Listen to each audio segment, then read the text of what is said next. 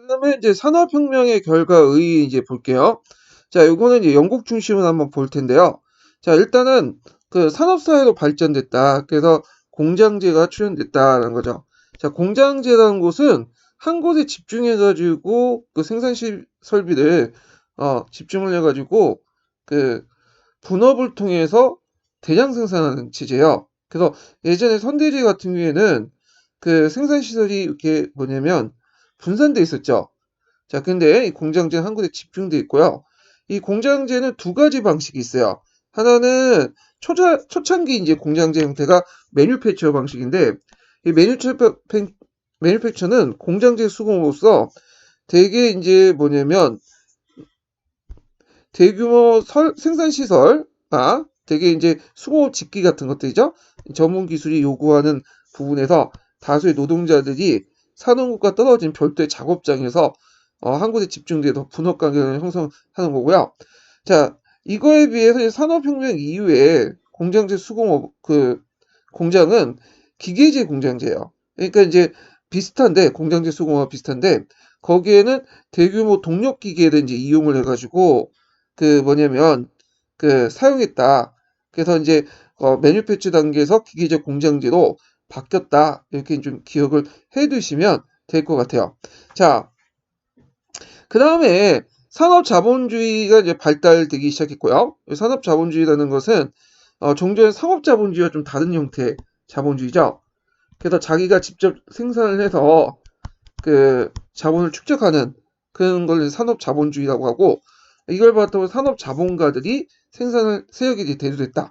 그래서 예전에 상업자본가들은 유통을 통해서 이제 부를 착취했죠. 근데 이에 반해서 그 산업자본가들은 자기가 직접 생산을 통해서 부를 축적하는 계층이었다. 이렇게 좀 기억을 해두시면 될 것 같아요.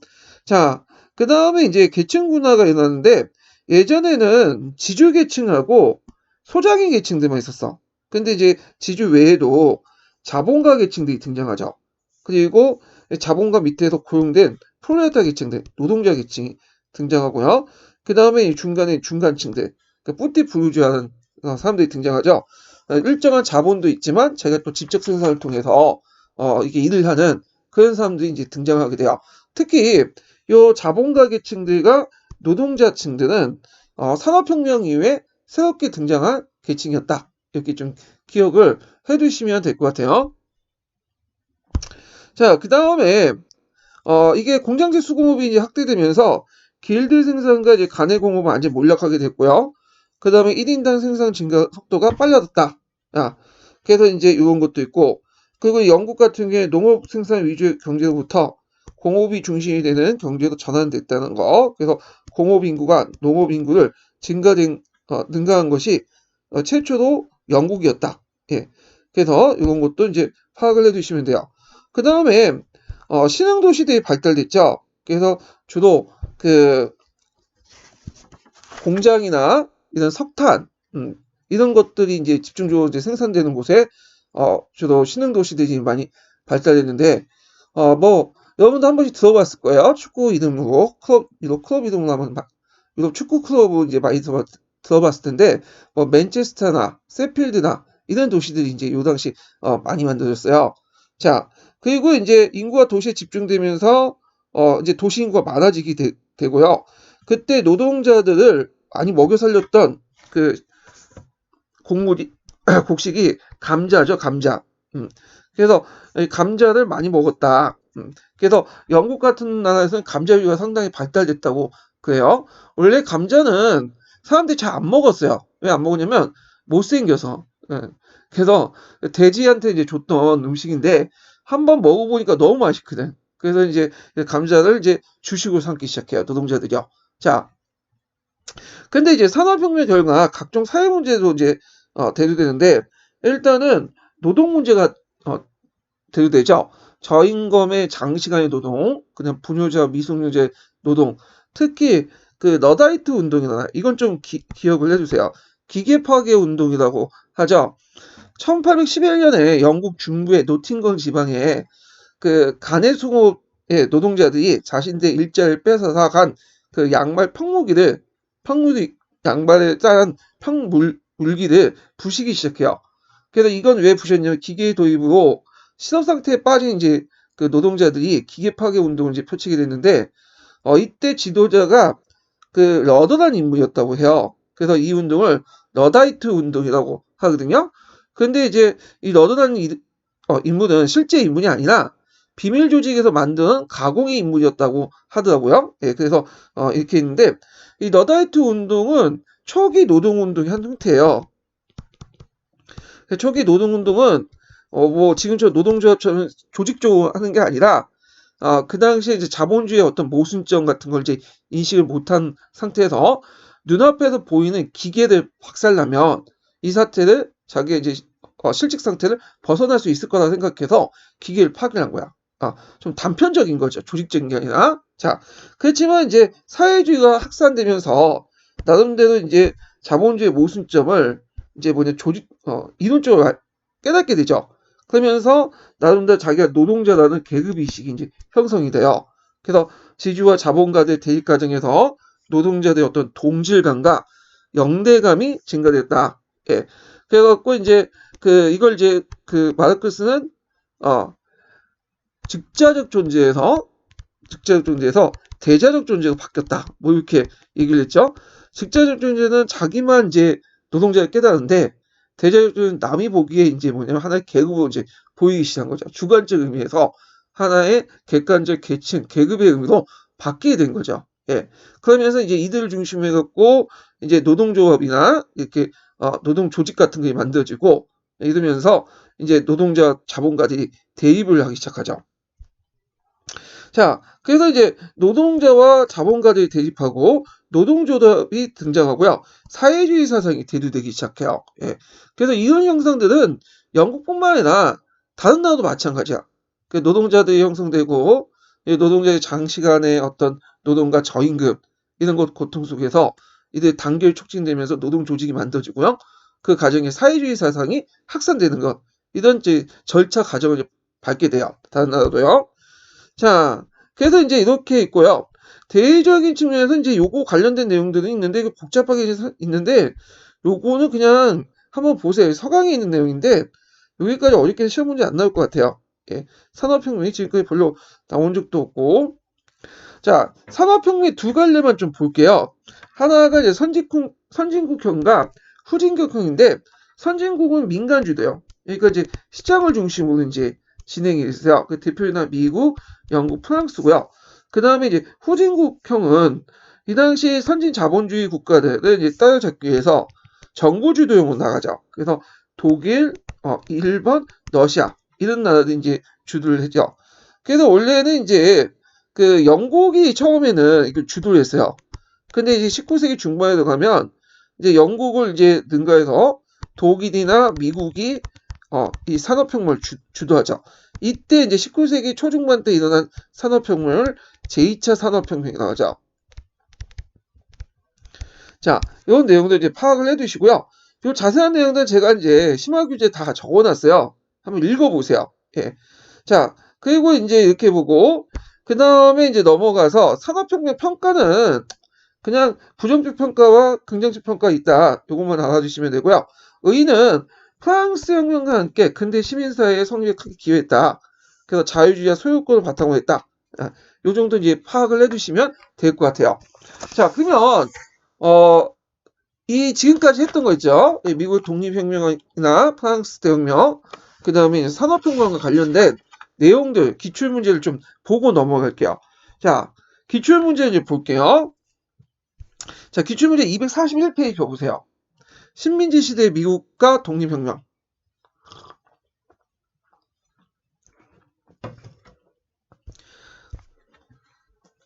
자, 여기 보면 이제 다음 자료는 1620년 12월에 작성한 메인플라워 서약이다. 자, 이 서약의 주체를 쓰고 이 서약물 통해 알 수 있는 북아메리카 영국 식민지의 특징을 세 가지만 쓰시오 이렇게 있거든요.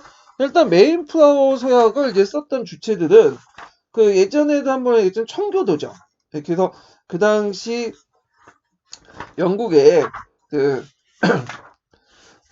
제임스 1세의 박해를 받고 탈출하는 사람들이 이제 새로운 종교 공동체를 찾는 과정에서 이제 했고요. 그 과정에서 이제 메인플라워에서 그 메인플라워 서약을 작성을 하게 돼요. 자, 그러면 이제 서약의 주체는 뭐라고 쓰면 청교도 분리파 또는 피그리 파더즈라고 쓰면 되죠. 청교도라고 쓰면 되는데 청교도가 쓰면 너무 이제 범위가 넓어. 정확한 말은 청교도 분리파. 그다음 피그림 파더즈라고 이제 쓰시면 돼요. 청교도에서 그 한 부파죠. 그다음에 이제 영국 식민지 특징, 초창기 이제 초기 식민지 특징을 쓰시면 되는데 일단 이제 메인플라워가 이제 청교도 분리파, 피그림 파더스에 의해서 그 서약을 했기 때문에 이걸 통해서 알 수 있는 것은 이제 일단 신정 정치라는 걸 알 수 있죠. 성서를 기준으로 한 신정 정치. 그리고 이제 신앙에 대한 어떤 불관용. 그래서 이게 기독교 근본주의. 이때 기독교라는 거는 카톨릭이 아니라 개신교 이런 것들이죠. 그리고 이제 교회를 중시한 어떤 민주주의 자치 이런 것들을 이제 쭉 쓰시면 돼요. 자, 그 다음에 2번을 볼게요. 2번은 다음은 이제 18세기 때 발표한 선언문이다. 자, 이 선언문을 발표한 사건이 일어나게 된 경제적 배경을 두 가지 쓰고 사건의 전개 과정에 영향을 미친 국제 정세를 기술하시오. 이렇게 했거든요. 자, 우리는 다음과 같은 진리를 자명한 것으로 받아들인다. 자, 즉 모든 사람들은 평등하게 창조됐으며 그들은 생명, 자유, 행복을 추구할 권리를 포함해서 양도할 수 없는 권리를 신호부터 부여받았다는 점. 그리고 그러한 권리를 확보하기 위해서 정부가 수립됐으며 이 정부는 정당한 권력은 국민의 동의로부터 유대될 수 있다는 거. 자, 이런 것들인데 요거는 프랑스 인권선언서와 좀 헷갈릴 수 있어요. 근데 프랑스 인권선언서 같은 경우에는 그 형식이 그 예전에도 얘기했지만 이게 바뀌는 과정에서 잠깐만요. 제가 좀 자리가 불편해서 바꾸려고 했더니 잘 안되네요. 다시 완성트 할게요. 자, 그래서 이제 그 프랑스 대혁명은 프랑스 인권선언서 같은 경우에는 되게 이제 형식이 1조, 2조, 3조 이렇게 돼 있잖아요. 근데 그 미국의 독립혁명서는 그렇게 안 돼 있어요. 전문으로 이렇게 항을 붙이지 않고 구성이 됐거든요. 그래서 이건 프랑스 인권선언서가 아니라 미국 독립선서야. 그래서 이거 헷갈려가지고 틀리신 분들 많아 그때. 그래서 프랑스 인권선서가 미국의 독립선서 이렇게 따라서 내용이 이제 경제적 배경이 달라져요. 일단은 요거는 미국의 독립선언서죠. 자, 경제적 배경은 이제 그 건전한 방임주의를 포기했죠. 영국이요. 건전한 방임주의를 포기했다. 그러면서 이제 예전에 형식적으로 이게 잠깐만요.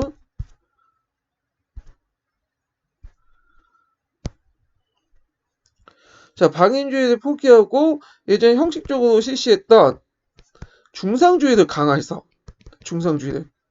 그 중상주의 정책을 강화했다. 이렇게 이제 기억을 해두시면 되고요. 그 다음에 이제 두 번째로는 엘레간이 그 당시 이제 7년 전쟁에서 얻었던 그 엘레간이 산맥 서쪽 지역의 진출을 막았죠.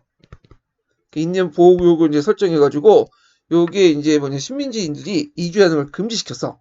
자, 이런 배경 아래 이제 이런 것들이 만들어졌고요. 자, 국제정세는 그 당시 이제 그 7년 전쟁에서 영국에서 패했던 그러니까 7년 전쟁에서 영국과 싸웠던 프랑스가 식민지 편에 가담을 했어요. 그때 이제 프렌치 인디안 전쟁에서 프랑스가 패했잖아요. 그러니까 이제 식민지에 가담한 거야. 일종의 세력 균형의 원칙이 작용된 거죠. 이어서 이제 에스파냐, 네덜란드, 러시아 한 번씩 이제 영국에 당했던 나라들이 뭐냐면 식민지 편에 가담했어. 요때는 이제 직접 참여하는 것보다는 무장 중립 선언을 하죠. 내가 만약에 지금은 중립이지만 미국한테 가담할 수 있다라고 여지를 남기게 된 거죠. 자, 그러면서 영국이 이제 국제적 고립되었다. 이렇게 이제 쓰시면 되겠죠. 자, 그 다음에 3번 볼게요. 3번은 이제 요거는 종합적인 문제인데 그러니까 이제 프랑스 인권선언서부터 해가지고 뭐 이런 것들, 미국 독립선언서, 그 다음에 링컨의 이제 노예해방선언 이렇게 있어요. 가는 미국의 독립선언서죠. 독립선언서고, 그 다음에 이제 나는 국민의회가 모인 우리 프랑스 인민대표 해갖고 인권선언서, 그러니까 국민의회 때 공포하는 인권선언서 관련된 내용이고, 자, 다는 이제 1860년에 링컨이 대통령에 당선되자 이를 계기로 남부 7개조가 연방에서 탈퇴함으로써 남북전쟁이 일어났다. 그 노예해방선언을 이제 공포했다. 그리고 이제 전후에 그 19세기 후반에 급속한 공업화가 추진되었다. 뭐 이런 내용들인데, 자, 그럼 하나하나 이제 풀어볼게요. 아이고, 잠깐만요.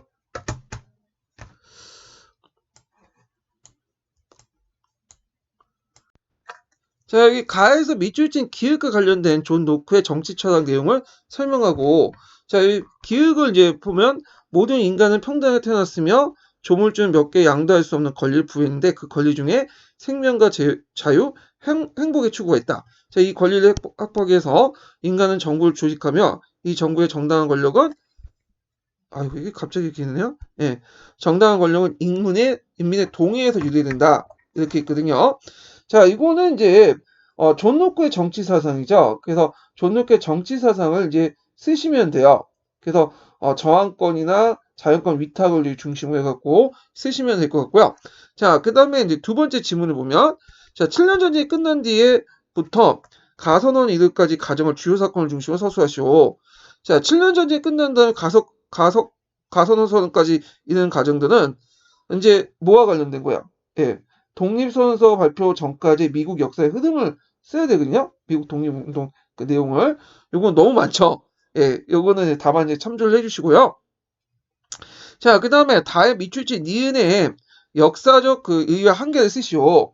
자, 의의는 이제 남부의 흑인의 지지를 이끌어내서 전쟁을 북부에 이끌어낼 수 있었고, 그 당시 영국이 남북편으로 붙을까 말까 이제 고민하고 있었는데, 왜냐면 영국 정부 입장에서는 남부를 지지를 해야지 경제적으로 이렇게 연결돼 있으니까, 하고 장기적인 이제 서로 협력 관계를 이끌 수 있거든요. 근데 이제 영국 지식인들은 좀 생각이 달랐어요. 이때 이제 영국 지식인들 자유주의에 영향을 받았어요. 그래서 그 당시 이 노예 해방선언서를 이제 계기로 해서 영국의 지식인들 지지를 이끌어내서 경제에 밀접한 남부의 호의적이었던 영국이 남부를 도와줄 수 있는 명분을 제공했다. 예. 그래서 이제 이런 내용들, 참고로 그 당시에 영국은 그 노예 제도가 없은 상태였어요. 폐지된 상태였죠. 자, 그러면 요게 이 노예 해방 선언서의 한계를 볼게요. 일단은 노예 해방이란 본질적인 문제보다는 남북전쟁 속에서 북부에 유리한 여론을 잇기 위한 정치 의도가 깔려있는 상징적 선언에 불과했고요. 그 다음에 노예 해방 이후에도 흑인들에 대한 차별이 없어지지 않았고, 남북전쟁이 끝난 후에도 한동안 일부 남부에서는 흑인들에게 선거권을 주지 않았어요. 시민권법이라는 걸 이제 통해서. 자, 이 부분은 나중에 좀 더 얘기할게요.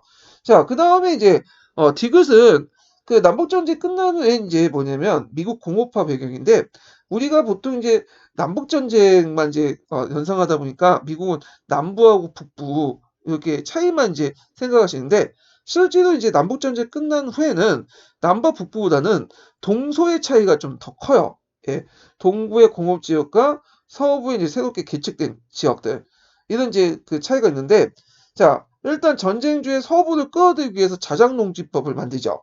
그 자작농지법은 일정 지역에 5년 동안 거주하면 일정 토지를 무상으로 배부하는 법인데, 이게 이제 서부 개척의 토대를 마련했고요. 그 다음에 서부 개척으로 공업화에 필요한 원료와 공업 노동자를 부양할 수 있는 잉여 농산물을 또 얻을 수 있었고, 그 다음에 전쟁 중에 노동력 부족을 보충하기 위해서 농업의 기기화로 농업혁명이 일어났고, 그리고 노예해방을 통해서 공업 노동자를 공급할 수 있었죠. 그리고 이들이 이제 대부분 해방된 흑인 노예들이죠. 그리고 이제 1869년에 대륙 횡단철도가 부설돼요. 그래서 공업화에 필요한 대동망이 형성되었다. 그래서 이제 미국 공업화의 배경들 이렇게 쭉 쓰시면 되는데, 요거는 너무 범위가 이제 강범위하기 때문에 이런 문제는 안 나올 것 같아요. 근데 일단은 맥락은 좀 파악을 해두시고 관련된 주제들은 좀 파악을 해두세요. 자, 그 다음에 이제 문제 보죠. 4번을 볼게요. 4번. 자, 다음 자료를 읽고 작성 방법에 따라 서술하시오. 이렇게 있는데, 자, 현재 식민지 위에는 다음과 같은 법을 제정하여 선포한다. 영국인 남성과 흑인 여성 사이에 출생한 어린이가 노예가 되어야 하는지 자유민이 되어야 하는 것을 몇 가지 의문이 제기되어 문과대개 이 나라에 출생한 모든 어린이는 다만 어머니 신분에 따라 예속되거나 자유롭게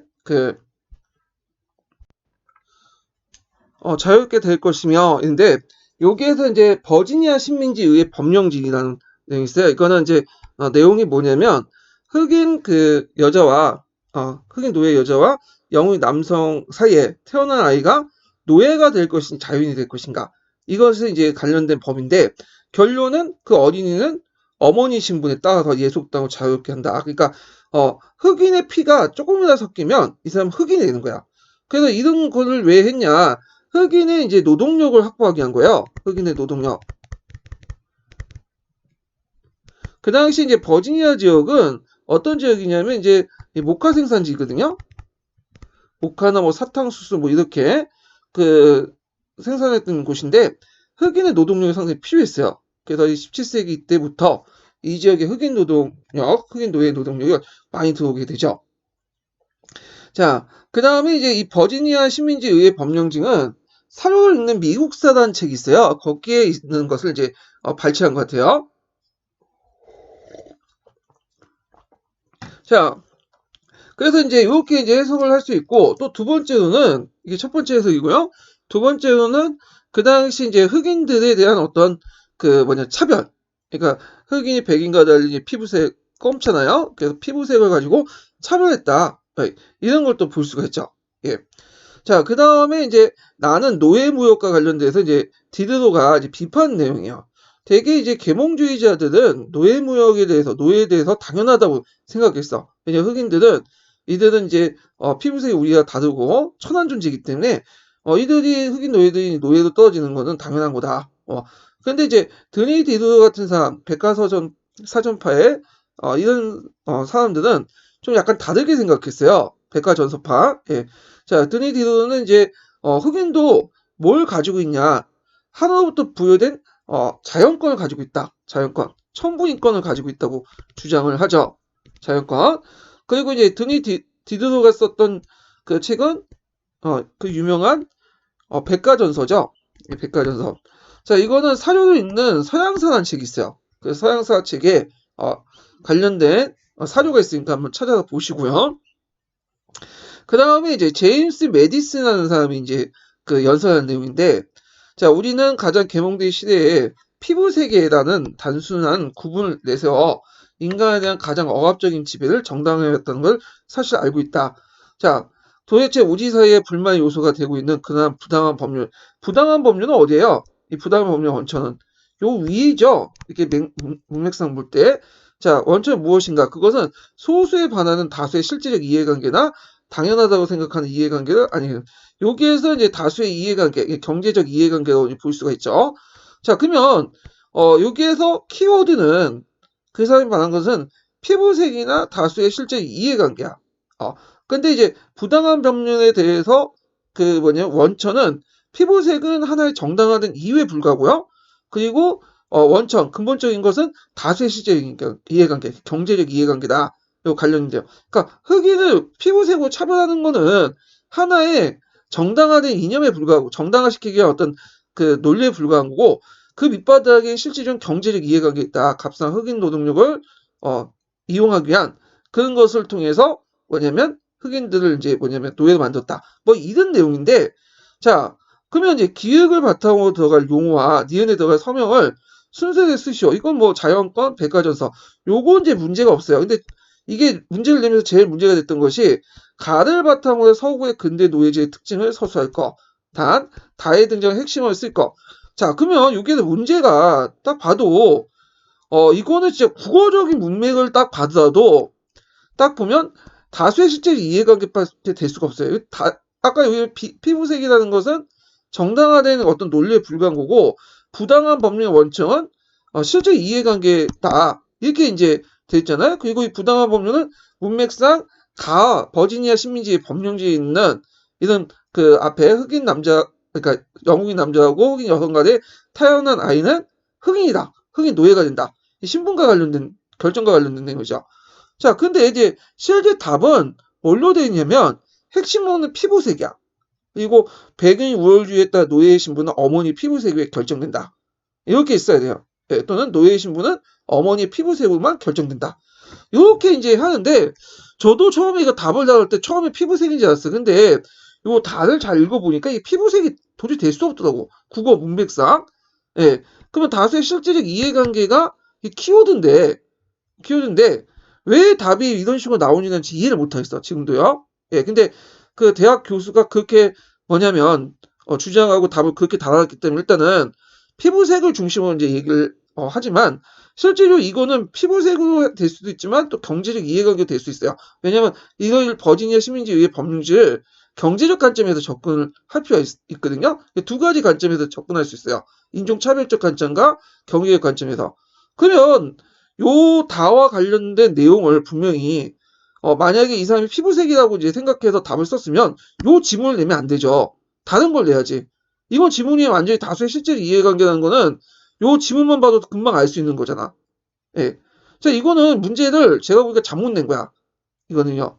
예. 그래서 이거는 진짜 이 사람이 참 국어 능력이 있는가를 이제 그 의심스러운 만큼 이 대학 교수라도 이제 그런 분들이 좀 있더라고. 요번에도 이제 문제 나온 거 보면 그 문제 또 한 문제 있어요. 예. 자, 일단은 뭐 대학 교수가 까라면 깔 텐데, 예. 출제 교수가. 근데 다음에 시험 문제 나올 때는 또 이와 비슷한 유형이 나올 때는 어떻게 나올지 몰라요. 또 어떤 경제사학자 교수가 들어와서 이건 피부색보다는 경제적 이해관계가 흑인 노예제의 근본적인 차별이 된다. 근본적인 흑인 노예제가 생긴 게 경제적 어떤 그 이해관계 때문에 그렇다. 이렇게 주장을 할 수도 있기 때문에 두 가지 관점을 좀 동시에 알아두시는 게 좋을 것 같고요. 저도 나중에 이제 기출문제 분석할 때 그 두 가지 관점 같이 써놓을 거예요. 일단은 예. 왜냐 정당한 지금 그 출제 교수의 정확한 답을 아는 것도 중요하지만 일단 그 기출문제 분석 자체가 다음에 나올 때 그 유사한 문제에 나올 때 어떻게 대비하는 것도 동시에 해야 하기 때문에 예. 자, 그래서 이제 이렇게 있고 프랑스 대혁명으로 넘어가죠. 자, 프랑스 혁명의 진행 과정에서 자코뱅 집권에 가장 도움을 준 계층을 쓰시오 이렇게 했거든요. 자, 이거 자코뱅 집권이라는 것은 이제 국민공예죠. 국민공예 때. 자, 국민공예 때 큰 도움을 줬던 그 계층은 어떤 사람이에요? 여기에 농민, 진보적 지식인, 상공업자 있는데 문맥상 이게 제일 많을 거야. 소시민. 예. 요 계층을 쌍킬트라고 하죠. 그래서 예전에 말했지만 쌍킬트는 어떤 특정한 계층을 의미하는 건 아니에요. 예, 동일한 세계관을 공유한 사람들임이에요. 그 안에는 이제 귀족 계급도 있고 부유자 계층도 있을 수 있어. 그 다만 계층적 평양을 볼 때 이제 분포를 볼 때는 소시민 계층들이 많아요. 이들. 자, 그 다음에 2번을 보죠. 프랑스 혁명에 관한 다음의 글을 읽고 물음에 답하시오. 제30부는 이제까지 아무것도 아니었으나 앞으로 그 무엇인가 되고자 한다. 자, 이 사람은 CS죠. 제30부는 무엇인가. 자, 이 속책자는 혁명 전후의 프랑스 국민들의 다수의 열망을 반영한 거다. 그러니까 이제 이 속책자가 발행한 시기가 언제냐면 그 당시 3부회가 열기 전에 3부회 대표위원들 뽑는 선거에서 이렇게 했어요. 자, 그래서 이제 이렇게 했고요. 그러면 요 문제를 풀어보면 혁명 전야에 프랑스 귀족은 A와 같은 30분의 열망을 가소한 평가한 나머지 스스로 혁명을 총파시키는 결과를 초래했다. 혁명의 계기가 된 귀족들의 요구를 쓰시오. 요거는 신분별 투표죠. 신분별 투표. 예. 그래서 이제 있는데 어떤 분이 이걸 그 뭐라고 하냐 3부의 요구 이렇게 쓰더라고요. 근데 이거는 좀 약간 안 맞는 것 같아. 왜 안 맞냐면 일단 이제 여기에서 혁명적인 A와 같은 거죠. 제30분야 무엇인가 같은 그 내용이 있죠.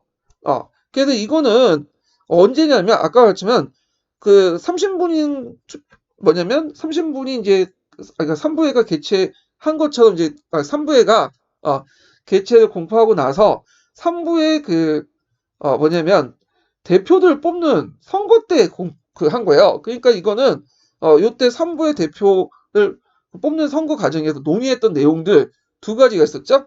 하나가 집단별 투표할 것이냐, 신분별 투표할 것이냐, 그냥 집단별 투표할 것이냐, 그러니까 신분별 투표죠. 개인별 투표할 것이냐, 이 논의하고, 두 번째는 30분의 대표수를 2배로 배가할 것인가, 이건데, 후자는 들어줬어. 누이 16세가. 근데, 신분별 투표와 개인별 투표 중에 그 대립은 안 들어줬죠. 아직까지는 이제 이거는, 뭐냐면, 나중에 이제 결정하기로 미뤄뒀죠. 그래도 이제 그 당시에 귀족들은 뭘 주장했냐? 신분별 투표, 집단별 투표를 이제 주장을 했죠. 3부에서. 그래서 이제 요 내용도 있고요. 그 다음에 이제 여기에서 물질적 공람의 유상 폐지, 자, 비조치와 같은 바탕이 깔린 부유자의 계급의 신조, 뭘까요? 사유재산권의 폐지, 이렇게 이제 있죠. 그러니까 그 사유재산을 그러니까 사유재산을 사유재산권 보호죠. 예, 폐지가 아니라 사유재산권의 보호. 사유재산의 신성 불가침, 이렇게 이제 쓰시면 될 것 같고요. 자, 그 다음에 이제 권력을 독점하려는 부르주아의 의도가 1790년 헌법에 구체됐다. 자, 여기에 뭐 빈민은 잃을 것이 없으면 책임이 없다.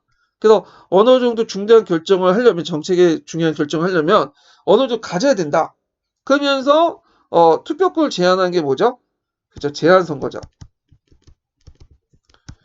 그래가지고 그 당시 시민들을 유선시민, 능동적 시민과 그 다음에 무산시민, 수동적 시민을 구분해서 능동적 시민들에게만 투표권을 주고 단계별로 그 안에서 또 선거권, 피선거권로 차별을 했죠. 예. 자, 그 다음에 디귿과 관련된 이제 물가 안정 및 식량난을 해소하기 위해서 1793년에 국민공회가 시행한 정책, 그 민중을 혁명에 붙들어 놓기 위해서는 빵을 보장해줘야 된다. 그래서 그 당시 국민공회가 이제 실시한 제도는 최고가격제죠. 최고가격제.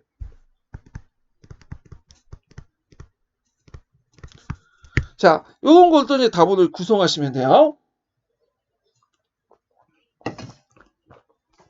자, 그 다음에 이제 3번을 보죠. 3번. 자, 다음은 서양의 어떤 정치사상가의 글이다. 이와 관련된 물음에 답하시오. 자, 자연 상태에서 인간들은 자연권을 보호하기 위해 자연법을 스스로 집행한다. 자, 그러나 이에 따른 이에 따른 불편 때문에 인간들은 사회를 만들고 공동체 일정한 권리를 양도하고 동의한다. 자, 인간들은 사회 일원이 되면서 자연법을 집행한 행정권을 양도하게 된 것이다. 이때 명심할 것은 자연 상태에 가지고 있는 권리 중에 명시로 양도하지 않는 권리가 있다. 그래서 모든 인민들은 그걸 보유하고 있다는 사실이다. 자, 여기에 양도하지 않는 거예요. 모든 것을 양도하는 게 아니라 일부 양도하는 거. 이거는 루크죠. 자, 요때 일부 양도하지 않은 권리는 뭘까요? 재산권이에요, 재산권. 그래서 루크 같은 경우에는 뉴스와 달리 재산권 신성 불가침 권한으로 생각했어. 그래서 모든 걸 다 양도하더라도 이 재산권을 양도해서는 안 돼요. 만약 정부가 이걸 재산권을 침해할 경우에는 인민이 정부에 대해서 반란을 일으킬 수 있어. 자, 그래서 이제 이렇게 했는데, 자, 이와 같은 주장은 어떤 그 국가 체제를 비판하는 것인가? 자, 그 당시에 이제 루크가 살았던 당시에는 어떤 시대였어요? 스튜어트 왕조의 전제주의 국가였죠. 그래서 이제 그 당시 절대주의 국가 체제 이런 것들을 비판한 거죠. 그래서 루크도 죄송합니다. 예. 그래서 루크도 이제 그 명예혁명에 참가하기도 했고요. 그래서 이제 나중에 사회개혁을 통해서 명예혁명을 추인의 어떤 정당화시켜주는 그런 이제 역할을 했죠. 자, 그 다음에 기획 중에 프랑스의 인간과 시민 권리 선언 중에 신성 불가침을 규정한 권리가 무엇인가? 자, 이거는 뭐예요? 재산권 보호. 그래서 04년도에 문제와 연결시켜서 보시면 돼요. 요거 04년 공사 기출 문제죠. 예. 그러니까 아마 일사과 관련돼 갖고 연결시켜서 나올 거야. 일사과 같은 경우에는 루크의 어떤 재산권에 대해서 상당히 강조되더라고요. 양도하지 않는 권리. 예. 자, 그 다음에 4번을 볼게요. 4번은 다음은 위의 역사 수업에서 김 교사가 이제 사용한 교재에 그 서술되어 있는 프랑스 혁명에 대한 평가다. 이 평가를 뒷받침하는 사실적 근거를 제시하면서 신부에 3부회라고도 하죠. 전국 신부회라고 요즘에 하는데 이제 하여튼 3부회 소집부터 테미도 그 9.1 사건, 테미도 반동까지 테미도 반동 까지 혁명사를 기술한 후 이 교재 평가를 자신의 관점에 평가시오. 자, 여기에서 그 3부의 그 소집부터 해갖고 테르미도 반동까지 그런 프랑스 혁명의 전반적 역사를 서술한 거잖아요. 이거는 솔직히 말해서 이제 뭐랄까요? 너무 많아. 이런 문제 안 나오겠죠. 네. 근데 이제 일단은 프랑스 대혁명의 전반적 과정을 좀 아시라는 측면에서 기출문제 분석 내용을 좀 파악을 해두시고요. 그 다음에 이제 프랑스 혁명 평가. 그래서 이제 이에 대한 자신의 관점 이런 것들 이제 있는데 요거는 이제 프랑스 혁명 평가 관점을 쓰셔야 돼요. 그래서 고전 해석, 뭐 수정 해석, 포스트 모더니즘 반영된 견해 이런 것들을 통해서 이제 그 뭐냐면 쓰시면 될 것 같고요. 자, 그래서 요거는 좀 약간 이제 거시적이고 좀 그 연구사적 문제니까 예, 한번 이제 참고 삼아 이제 보시면 될 것 같아요. 자, 그 다음에 5번을 보죠. 5번. 자, 여기 보면 다음 글은 이제 18세기 말에 정치적 사건과 관련되어 있는 거다. 자, 밑줄치 이외의 주장이 아닌 것은 자, 여기 보면 이제 이렇게 있는데 이거 너무 많아. 근데 한번 쭉 읽어보시고 여기에서 이의회라는 것은 뭐냐면 국민의회예요, 국민의회. 그래서 이제 요거 이제 당시가 뭐냐면 그 국민의회 그 무능을 지탄 그 연설문이에요. 그때 이제 국민의회 당시에 물가 상승, 실업자 증가, 식료품 풍기 등 같은 것들이 일어났고 그래서 이제 항의 차원의 파리 여성들이 빵을 달라면서 베르사유까지 행진을 했잖아요. 그래서 루이 16세도 이제 파리 항공시키는 그런 것도 있었고 또 국경지대에는 망명귀족들 반란이 있었고 그리고 이제 선거 거부파나 일부 지역에서는 또 반란이 있었고 뭐 이런 이제 그 국민의 무능상을 지탄하는 비난하는 그런 글인데 자 그러면 그 의회 주장이 아닌 거 국민의 주장이 아닌 거 보면 자 모든 시민은 언론의 자유를 갖는다. 사상과 의견을 표현하는 자유를 가장 소중한 인권의 하나이기 때문이다. 자 이거는 1789년에 공포한 인권선서야. 국민의회 공포한 이걸 풀려면 이제 언어를 알아야 돼요. 인권선서 내용을 아셔야 되겠죠. 그래서 제가 전 시간에 그 국민의회와 국민공회의 인권선서 내용을 하나하나 좀 살펴봤어요. 그래서 요거 좀 파악을 해주세요. 자, 2번을 보면 의회는 연설 토론 및 변론의 자유가 있다. 이는 예로부터 보장된 여러 권리와 자유가 내 하나다. 자, 요거는 어디에 있냐면 1793년에 인권선서 있어요. 그래서 이제 1793년 국민공회 때죠. 예. 그래서 요거는 틀렸어요. 또 권리 장정에도 있어. 그 의회 내 면책권 보장 관련된 내용을 또 해석할 수 있죠. 비슷한 구절이 있어요. 자, 그렇지만 확실한 거는 이제 국민의회 때가 아니에요. 자, 그 다음에 주권은 원천은 본래 국민이 있다. 따라서 그 누구도 국민으로부터 직접 유대되지 않는 권위를 행사할 수 없다. 자, 그래서 이제 이건 1789년 국민주권주의 관련된 내용이고, 자, 4번은 정치 결사의 목적은 인간의 자연적이고 소멸되지 않는 권리를 보존하는 것이다. 자, 이 권리는 자유, 재산, 안전, 그리고 압제된 정의다. 1789년이죠. 자, 그 다음에 이제 5번은 자, 인간과 시민이 갖는 권리를 확보하기 위해서 공적인 군사력이 필요하다. 그래서 이 군사력이 개인의 이익이 아니라 모든 선의에 위한 것이다. 이것도 1789년. 이때 공적 군사력이 왜 필요했겠어요? 그 당시 주변에 이제 반혁명 세력들 대응하고 여러 이제 주변에 국가들이 공격해 들어왔잖아요. 그러니까 이런 것들이 필요했던 거죠. 자, 그래서 이제 일단은 2번인데 이 문제 풀려면 1789년 인권선언서를 좀 기억을 해두시고 그가 대비된 1793년 인권선언서 내용도 같이 기억을 해두셔야 돼요. 그래서 두 개의 인권선언서 내용을 비교해봐가지고 그 아닌 걸 찾아내시면 될 것 같거든요. 자, 그리고 이제 뒤에 넘어가서 6번 문제 볼게요. 자, 가와 다에 대한 설명 옳은 것을 보기에서 고른 것은 이렇게 있는데 일단은 가는 이제 뭐와 관련된 거냐면 권리장정과 관련된 거예요. 권리장정. 자, 그럼 나는 이거는 이제 프랑스 인권선언서죠. 자유, 소유, 안전, 그 안전 및 압제에 대한 저항이다. 프랑스 인권선언서. 자, 그 다음에 여기에 다는 뭐와 관련 미국의 독립선언서와 관련되는 거야.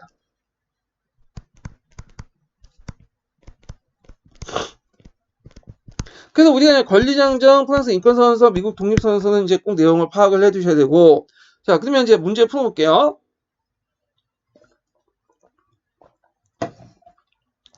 자, 가에서는 국왕 제임스 2세의 동의를 얻었다. 예. 이거 맞아요?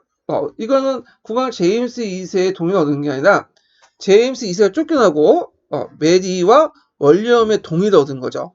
예. 자, 그 다음에 이제 그 니은을 보면 1789년 프랑스 3신부의 3부에죠. 나의 내용에 들어가 있는 인간과 시민 권리를 선을 발표했다.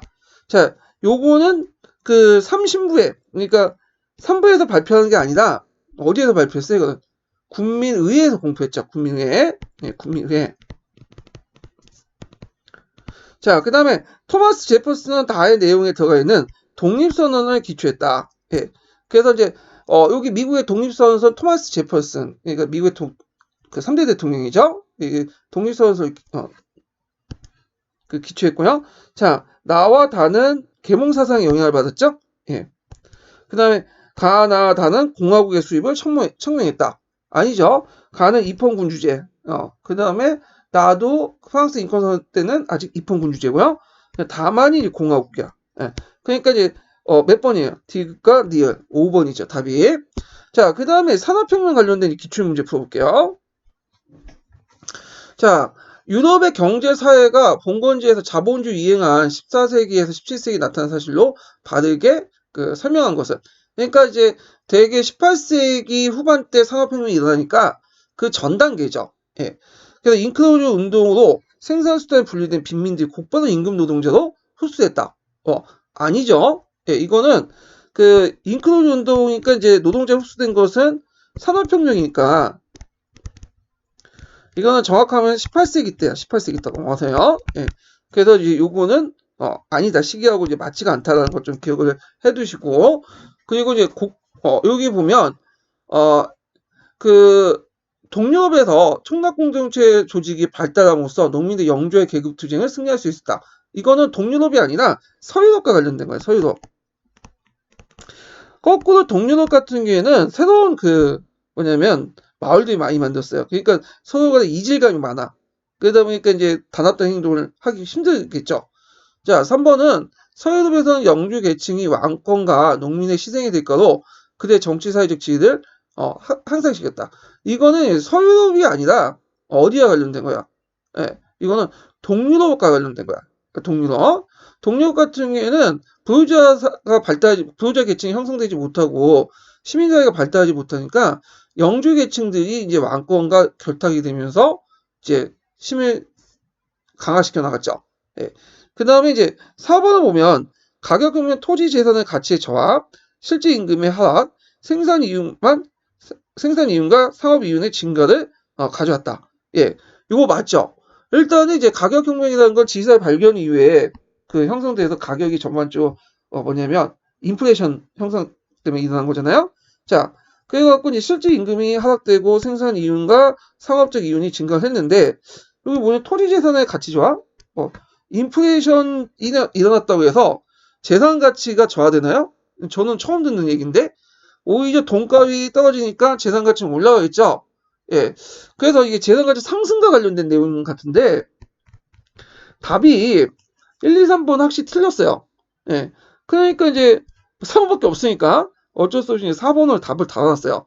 그래서 제 생각에는 이걸 옮기는 과정에서 잘못 옮겼구나. 왜냐면 요 문제가 이제 94년 문제거든요.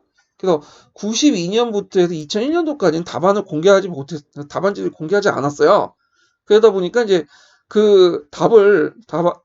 문제지를 공개하지 않았어요. 문제지를요. 예. 그러니까 문제지를 어떻게 해야 되냐면 그 문제를 한두 문제 기억하다가 나중에 시험 끝난 다음 복귀한 거야.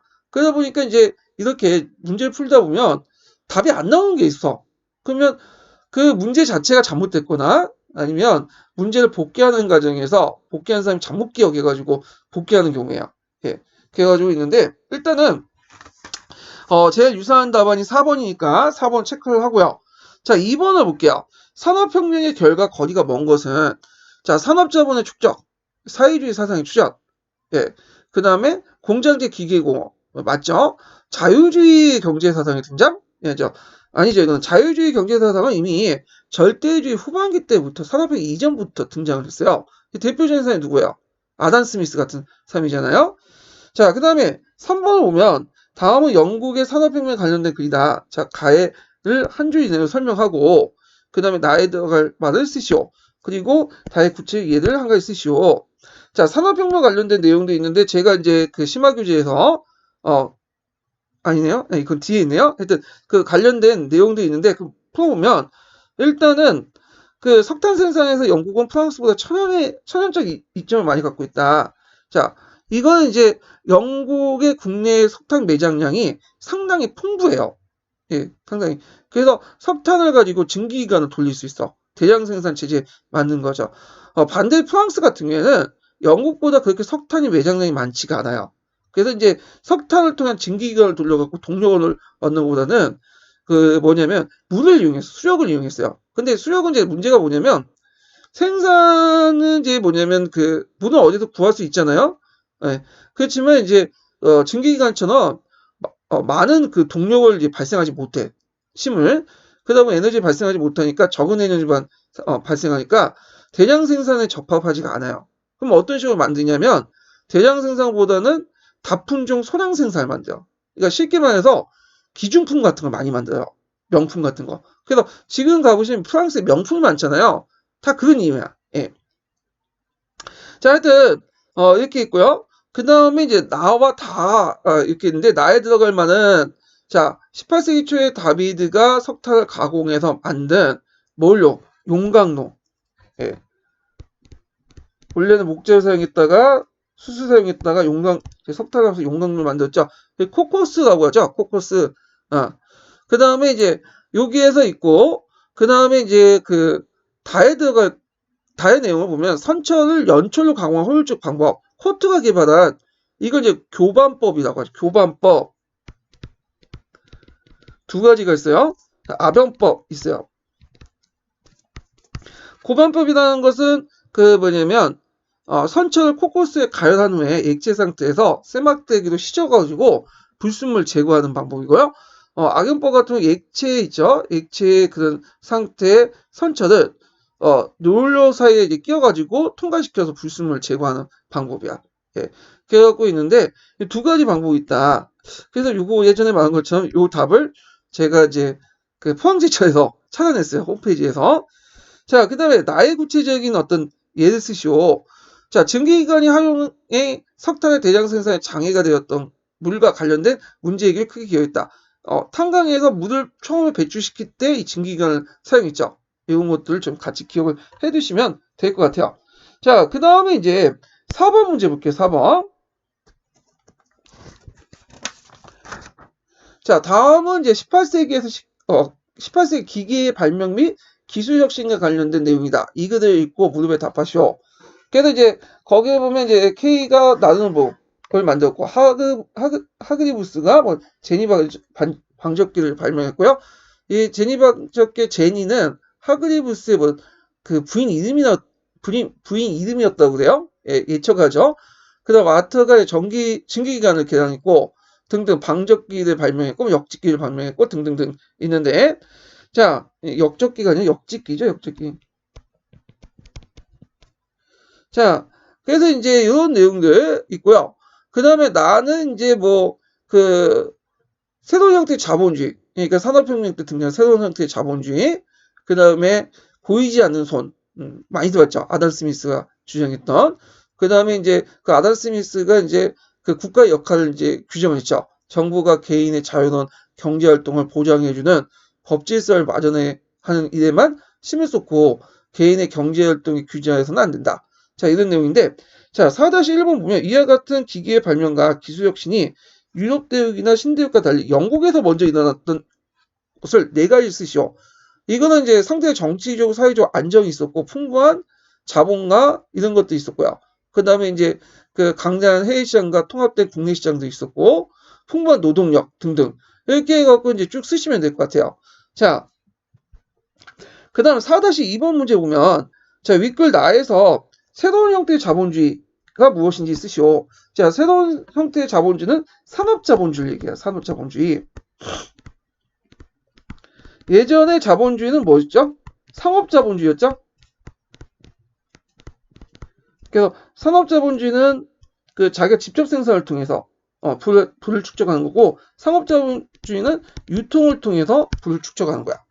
자, 그 다음에 이제 그 보이지 않는 손이 뭐냐? 이건 약간 일사 쪽, 경제 쪽에 관련된 건데 가격의 자동 조절이라고 하더라고요. 예. 그 다음에 이제 여기 정부의 역할을 쓰시오. 약용 국가로는 연상해 쓰시면 되겠죠. 그래서 이제 그 정부는 그 치안 국방만 한정하고 모든 걸 시장에 갖다 맡겨라. 뭐 이런 식의 이제 주장을 내세웠죠. 작은 정부론. 예. 자, 그 다음에 이제 5번 문제 볼게요. 5번 문제. 자, 다음 글을 읽고 물음에 답하시오. 그래갖고 이제 요게 이제 맨델스적 세계관이에요. 그래서 예전에 했던 이 맨델스 세계관을 이제 벗어나게 했던 것이 산업혁명이죠. 예. 그래서 산업혁명 때 그 급속하게 이제 농업생産발전, 그리고 기계공업 도입 등등 해가지고 영국이 세계 공장을 부각이 됐고 인구도 상당히 많이 늘었죠. 그래서 맨델스 세계관이 벗어나는 어떤 계기가 되었죠. 자, 이 당시에 농업 발전을 초래할 요인을 한 가지 쓰시오. 자, 이거는 이제 뭘 쓰냐면 산업혁명을 하려면 일단 풍부한 노동력이 필요하겠죠. 그 풍부한 노동력이 어디에서 나오는 거예요? 농촌에 들어온 거죠. 그러면 농촌의 잉여 인구들을 이제 발생할 수 있는 어떤 생산의 발전 내용, 그러니까 농업혁명의 발전 내용을 쓰시면 되겠죠. 그래서 인구의 증가, 뭐 자본주의 농업경영 방식의 도입, 경작지 증가 등등등 이런 내용들 이제 쓰시면 될 것 같고요. 자, 그 다음에 이제 영국에 당시에 발달된 산업 두 가지 쓰시오.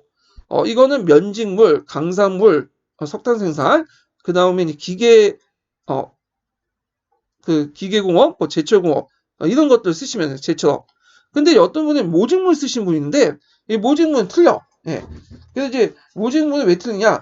17세기까지 주요 상품은 모직물이었어요. 근데 이제 영국이 이제 산업혁명이 들어갔던 18세기 후반에 들어가면 모직물이 아니라 면직물이야. 면직물. 그래서 요거는 이제 좀 구별해 쓰셔야 돼요. 예. 그래가지고 모직물 쓰면 안 되고 면직물 써야 된다. 이렇게 기억을 해두시고, 자, 5-3번 문제 보면 노동자에게 족쇄 말고는 잃을 것이 없으며 단결할 것을 요구한 문서. 그 유명한 뭐죠? 마르크스의 공산당 선언이죠. 예. 그래서 이 마르크스 공산당 선언 아마 일사 관련된 문제로 이렇게 나온 것 같은데 하여튼 이 마르크스의 공산당 선언 좀 기억을 해두시고요.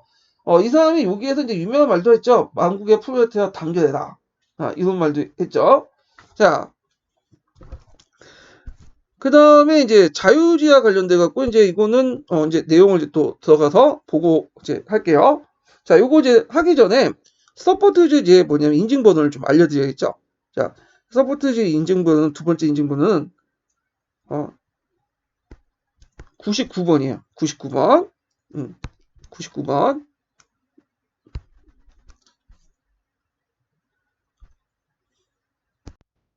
자, 그러면 이제 빈체제에 넘어가기 전에 19세기 때부터 이제 19세기 사상의 시대로 할 만큼 이제 여러 가지 사상들이 등장을 하거든요. 그래서 사상의 흐름을 좀 파악을 할 필요가 있어요.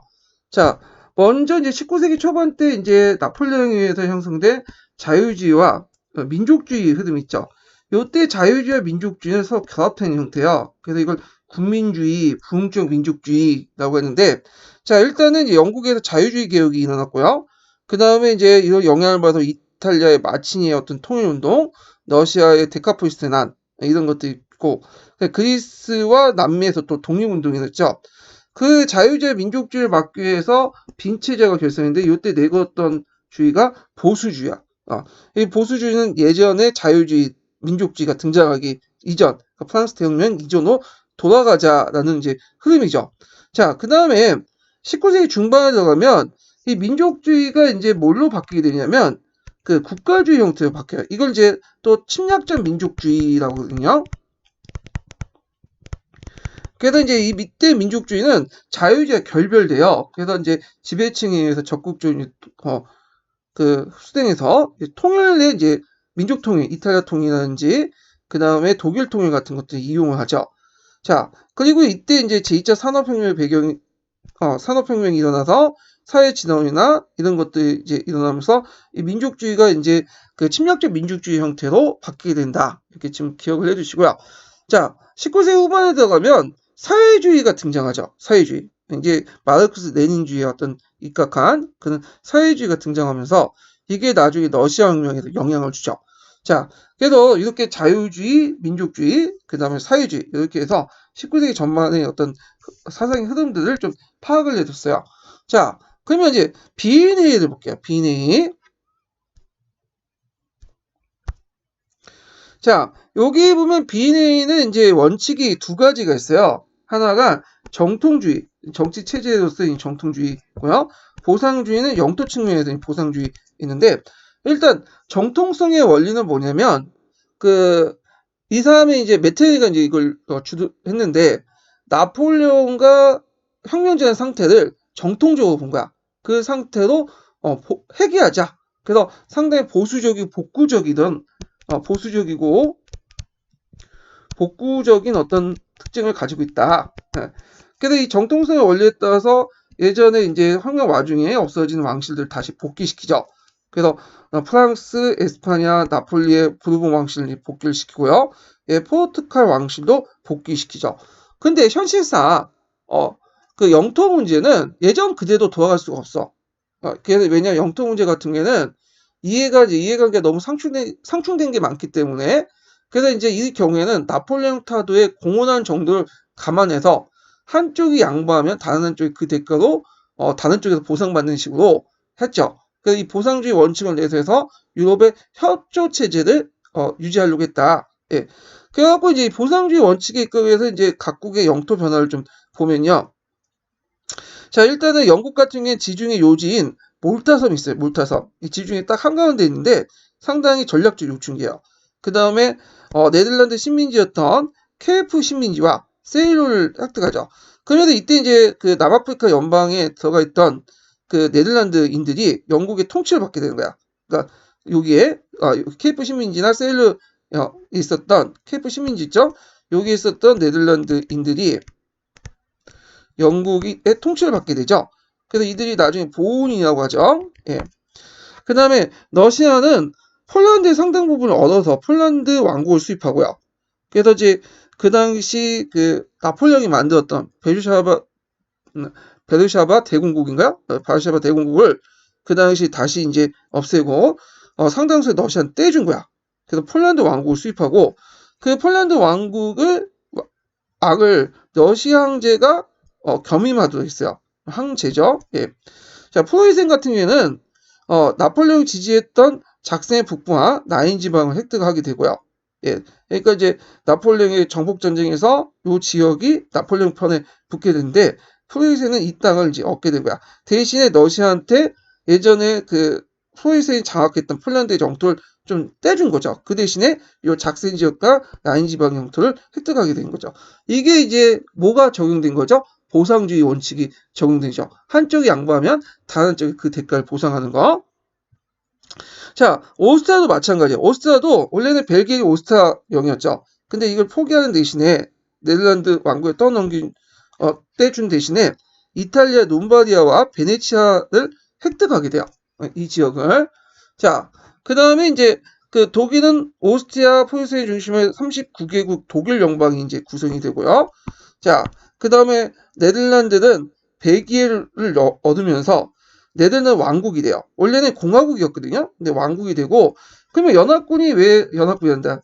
그 당시 이제 그 영국이나 프랑스 같은 영국이나 그 당시 그 러시아 프로이센 같은 나라들이 왜 네덜란드 벨기에를 때렸냐? 그건 뭐냐면 네덜란드에 좀 등치를 키워가지고 프랑스를 견제하려고 했던 거죠.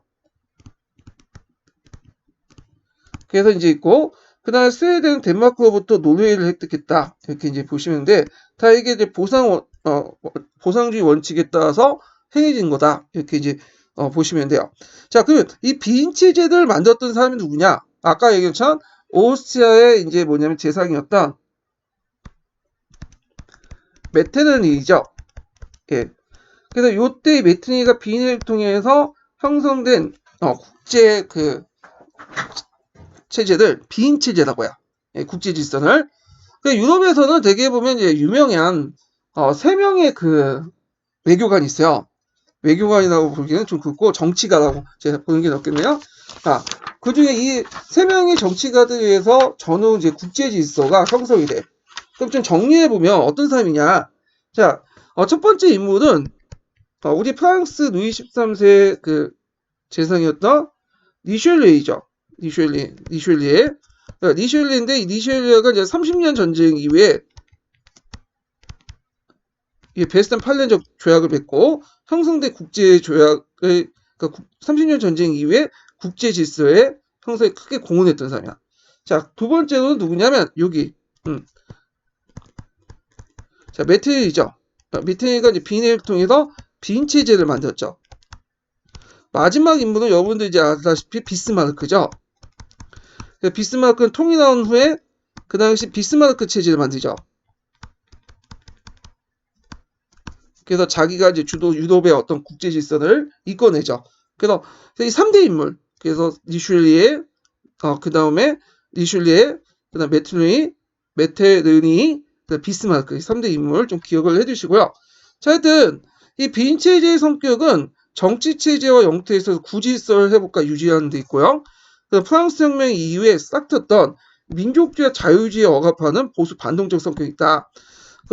예전에도 말했지만 민족주의와 자유주의는 그 당시에 결합된 형태였고, 그 당시에 이제 민족주의자나 자유주의의 한 가지 이제 연원은 뭐냐면 민족국가를 만드는 거야. 그럼 이때 민족국가의 기준이 뭐겠어요? 예, 단일한 언어를 사용하는 사람들끼리 뭐냐면 국가를 만드는 거야. 이게 이제 최상의 국가고 개인의 자유를 보장할 수 있다 이렇게 주장을 하죠. 근데 이제 민족국가를 만드는 과정에 기존의 어떤 그 체제들, 정치 체제를 해체시켜 나가니까, 그러니까 종전 왕국이라든지 이런 그 체제를 해체시키면 어떤 거는 왕국보다는 공화국 쪽으로 넘어가겠죠. 그러다 보니까 이제 여러 제후들이 왕들이 그에 대한 반발을 할 수밖에 없는 거야. 거기에다 이제 오스트리아 같은 경우에는 메테르니 같은 사람들은 그걸 적극적으로 더 반대했던 게 뭐냐면 오스트리아는 다민족 국가야. 이 민족주의 확산되면 어떻게 제국이 분열돼. 예. 그러니까 이제 어떻게든 막으려고 했죠. 자, 그래서 이제 이렇게 있고 이들은 이제 어떤 식으로 막았냐? 군대나 비밀 경찰 제도, 언론 검열 강화 이런 걸 통해서 이제 프랑스 혁명 이념을 이제 말살하려고 했어요. 민족주의나 이런 그 자유주의를. 그리고 이제 뭐냐면 전쟁 보상을 좀 완화시켜서 프랑스까지도 심지어 끌어줬어. 예. 패전국들을 처벌하지 않고 1차 세계대전 이후에 독일 처벌하는 것처럼 이렇게 하지 않고 그 정장 보상금을 상당히 낮춰가지고 프랑스를 자기 편으로 끌어들여서 유럽의 협조 체제를 만들려고 했죠. 그래서 이제 뭔가 문제가 생기면 강대국들이 모여서 분쟁을 타결하고 평화를 유지하는 협약 체계를 만들려고 했다. 자, 그러면 이제 이 빈 체제를 유지시키는 유기 기구로서 두 가지가 있어요. 하나가 이제 신성동맹과 또 하나가 사국동맹인데, 자, 이 신성동맹은 그 알렉산더 1세가 제창을 했어요. 그래서 그리스도의 정신에 입각해 평화를 유지하자. 근데 실제 기능을 하지 못하고 영국이 참여하지 않았어요, 여기. 그래서 하나의 이념적인 것들에 불과하다. 이렇게 좀 보시면 되고, 실제로 그걸 운영했던 것은 사국동맹이죠. 그래서 오스트리아, 영국, 러시아, 프로이센 이 4개 국가가 운영했는데 이게 이제 빈 체제를 유지하기엔 실제 국제기구예요. 나중에 어떤 나라까지 참여하면 프랑스까지 이제 끌어들여서 5국 체제가 되죠. 자, 그래서 이제 그 빈의 결과를 유지하기 위한 무력을 사용할 수 있는 내용이 또 포함되어 있다. 그래서 이 사국동맹을 통해서 그 다음에 자유주의와 민족주의에 영향을 받은 여러 가지 독립운동들, 그 다음에 이제 여러 가지 자유주의 운동들, 이런 것들을 막 진압을 했죠. 예. 자, 그러면 이제 여기에서 이제 없지만 비내의 의의를 좀 볼게요. 여기는 없는데 이제 심화 규제 있거든요. 자, 일단 비내의 의의는 정기적인 회의를 통해서 국제 분쟁을 타결하고 평화 유지를 하려는 회의 체계의 호시였다. 이렇게 이제 보시면 되겠죠. 그래서 우리가 나중에 1차 세계전 때 베르사유 조약을 맺고 그 베르사유 체제 만든 거하고 비슷하다 보시면 돼요. 예. 자, 그래서 이제 19세기 전반기 때 국제 평화에 크게 기여했다라는 어떤 긍정적 평가도 있어요. 비내이가. 자, 그러면 비인 조약이 이제 독일에게 끼친 영향, 의도하지 않지만 나름대로 그 긍정적인 영향을 끼쳤어. 그래서 앞에서 나일 동맹하고 비슷한 그 역할을 했는데 일단은 독일 전체를 35개 군주국과 4개 자유시를 정비해서 독일 통일에 기여했다. 그래서 이제 신성 로마 제국은 수백 개 국가이고 그 라인 동맹 같은 경우에는 이제 수십 개 국가, 독일 연방이 35개 국가로 조금씩 뭐냐면 영토 단위를 좀 줄여놨어. 이렇게 국가들을. 그래서 이제 나중에 독일 통일에 크게 기여했다는 거. 자, 두 번째로는 오스트리아가 네덜란드나 남부 독일의 영토를 포기하고, 네덜란드를 이제 여기에서는 벨기에이죠. 예. 네덜란드는 이제 그 남부 독일의 영토를 포기하고 대신에 북부 이탈리아 영토를 확장했죠. 베네치아와 롬바디아 지역을. 그러면서 독일 내에서 이해관계를 시박하기 시작해요. 예. 그러니까 이제 독일 그 오스트리아 국내에 독일어를 사용하는 사람보다도 비독일어 사용권이 점점 넓어지게 되죠. 많게 되죠. 그러면서 자연스럽게 순수하게 독일어를 쓰는 포이센이 독일 통일의 중심이 되는 거야. 예. 자, 그 다음에 프로이센은 나일강 방면과 폴란드의 새로운 영토를 얻어서 대외적으로 통일의 운명을 그 걸머지게 되는 형세가 됐다. 이렇게 이제 보시면 되겠죠. 아까쯤에 요즘 프로이센 같은 경우에는 폴란드에 따른 상당수가 또 뭐냐면 러시아 떼주죠. 그렇지만 약간의 또 폴란드 영토를 또 얻었어요. 그 과정에서. 자, 그래서 이제 여기 있고요. 그럼 빈체제의 의의를 볼게요. 긍정적 견해는 유럽 협조체제를 성립했다. 예. 그래서 유럽의 강대국들이 모여서 분쟁을 타결하고 평화를 유지하는 협약을 체결하고 이를 보장하는 그런 체제를 만들었다. 그렇기 때문에 19세기 전반에 유럽 전체에 전쟁이 별로 없었고, 패전국 프랑스에 대해서 간단 처분했다. 그래가지고, 그 당시 이제 1차 세계대전 독일처럼 뭐냐면 막대한 배상금을 불기해가지고 독일이 나중에 2차 세계 또 배경이 되잖아요. 히틀러의 어떤 침략 원인이 되고, 예, 그런 게 아니라 간단 처분함으로써 프랑스가 다시 침략에 복수하지 못하도 이제 그런 생각을 갖지 못하도 만들었다. 이렇게 이제 보시면 되겠죠. 자, 근데 부정적인 견해도 있어요.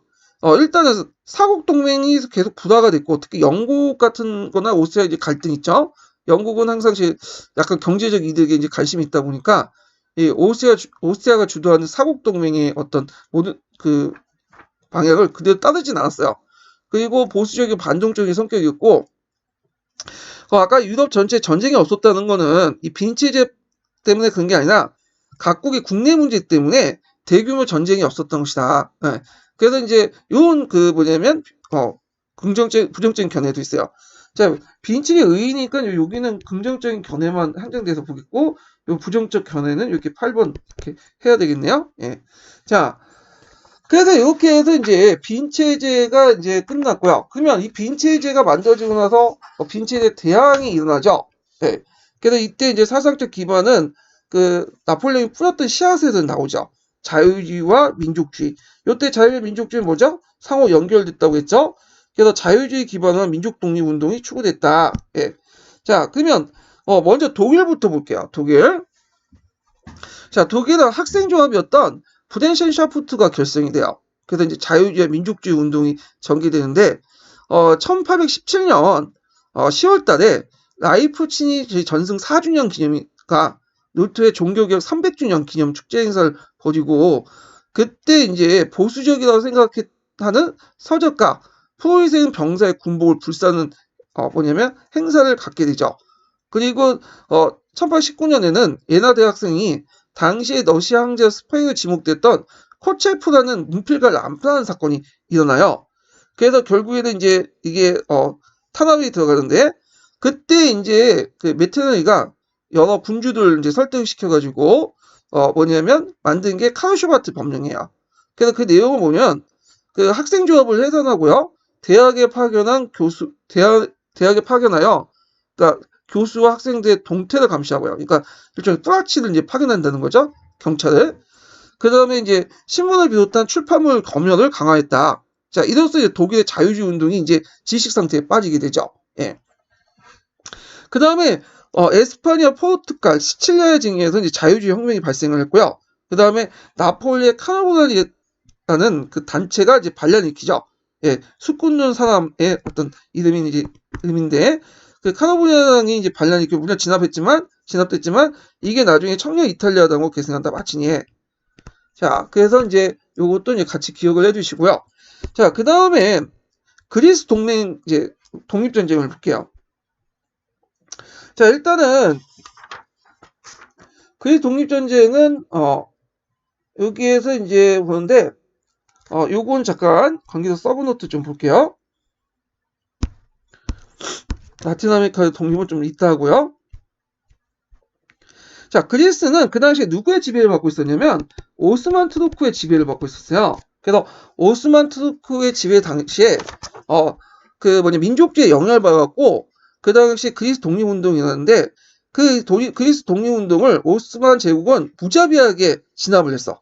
그래서 무자비한 학살을 통해서 그래서 이제 여러 해 동안 진행됐지만 거의 대부분 진압당하고 거의 실패에 끝날 뻔했어요. 자, 그러니까 이제 유럽의 친그리스인 문화인이나 낭만주의자, 자유주의자들이 그리스를 돕기하는 운동을 펼치게 되는 거야. 그리고 이제 그때 발칸 방면에 관심을 갖고 있던 러시아, 영국, 프랑스가 또 개입하면서 오스만 제국을 물리치면서 그리스 독립을 이뤘는데요. 그러면 좀 보면요. 자, 그리스의 민족주의 영도 집단은 두 가지가 있어요. 파오리우드파와 도소파 두 가지가 있는데 이 이제 그리스 독립운동을 이끌었던 것은 인살라티가 이끌었던 파나리오트파예요. 예, 발음하기 좀 힘든데 하여튼 그래서 이제 이 파나리오트파는 임살로트라는 사람이 이제 이끌었고요. 그리스 정교회의 관리를 받는 어떤 정치적 색깔이 상당히 강한 단체죠. 그래서 이 단체가 이제 모레아 농민봉기를 시작해 독립전쟁을 했고, 그렇지만 아까 얘기한 것처럼 이게 이제 제대로 군사훈련도 받지 않는 농민들이나 아니면 이런 여러 가지 사람들이 끌어다가 이제 했기 때문에 싸우는 족족해지는 거야. 그런데 이제 그 당시에 이제 유럽 정부들은 별 관심이 없었어. 근데 정부 차는 관심이 없는데 시민들은 이제 관심이 있죠. 시민사회에서는. 그래서 여러 지식인들이 와서 도와주고 그러면서 이제 점점 이제 약간 유리한 방향으로 이제 돌아가게 되죠. 자, 그러니까 이제 트루크는 혼자 이제 대응하기 힘드니까 누굴 끌어들이냐면 메하메트 알리, 그러니까 모하메드 알리라고 하는 사람 있죠.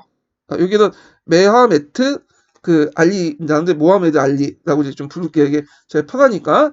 자, 하여튼 메하메트 알리, 모하메드 알리를 끌어들여요. 그래서 이때 그 당시 해군력이 강했거든요. 그래서 해군을 이끌고 그리스 독립을 진압을 해주면 요때 진압한 후에 그리스의 통치권을 너한테 주겠다. 자, 그래서 이집트의 메호메트 알리가 이제 적극적으로 이제 진압을 하게 되죠. 해군을 파견해갖고 그러면서 다시 그리스 독립군이 이제 폐색이 짙어지게 되죠.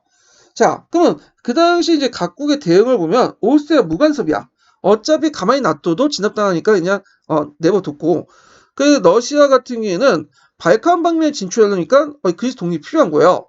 예, 그래갖고 이제 그 당시 러시아는 그리스가 동방 종교의 일원일 뿐 아니라 그리고 그리스의 독립이 러시아 지중해 진출에 가능케 만들 수 있는 계산을 해서 이제 지원을 하게 된 거죠. 그리고 이제 영국과 프랑스도 러시아가 이제 들어온다니까 이거 잘못하면 러시아에 의해서 그리스가 러시아 쪽 세력권으로 이렇게 넘어갈 수 있잖아요. 그러니까 안 되겠다. 러시아 일방적인 진출을 막기 위해서 또 참전한 거고 특히 이제 영국과 프랑스 같은 경우에는 이집트군이 여기 와갖고 그리스를 정복하는 것 자체를 별로 안 좋아했어요. 근데 그것도 참조한 것도 한 이유가 돼요. 자, 그리고 바일론 같은 낭만주의 예술인들도 지원도 있었죠. 칭크리스 위원회를 이제 구성을 해갖고 그렇게 해서 메테르의 반대에도 불구하고 영국, 프랑스, 러시아가 이제 오스만 제국에 공동 대응을 했고요. 결국에는 이제 1827년에 영국과 프랑스, 러시아 함대가 이 나바르니노에서 이 투르크와 이집트 함대를 격파해요. 그래서 결국에는 1829년에 오스만 투르크도 이에 굴하여 그리스 독립을 인정하게 되죠. 그 런던 의정설이 맺게 되고 그리스가 독립하게 되죠. 자, 그래서 이제 있는데 이 그리스 독립이 후에 이제 슬라브인들의 어떤 독립운동에 큰 영향을 줘. 그 당시 이제 오스만 투르크에는 발칸반도에 여러 슬라브 민족도 있었잖아요. 그래서 이제 그 민족주의 영향을 받고 슬라브 민족주의 운동에 큰 영향을 줬다. 이렇게 이제 보시면 될 것 같아요. 자, 그리고 이제 여기는 안 나왔지만 러시아에서도 자유주의 운동에 영향을 받았고 청년 장교들이 데카프리스트를 일으키죠. 그래서 니콜라 1세 대관식 때 이렇게 이제 그 일으키는데 요 부분은 나중에 러시아 혁명할 때 좀 얘기를 할게요. 자, 그래서 오늘은 여기까지 하고요. 라틴 아메리카 독립과 관련된 내용도 있죠. 요 부분은 다음 시간에 할게요. 예, 오늘 수고하셨습니다.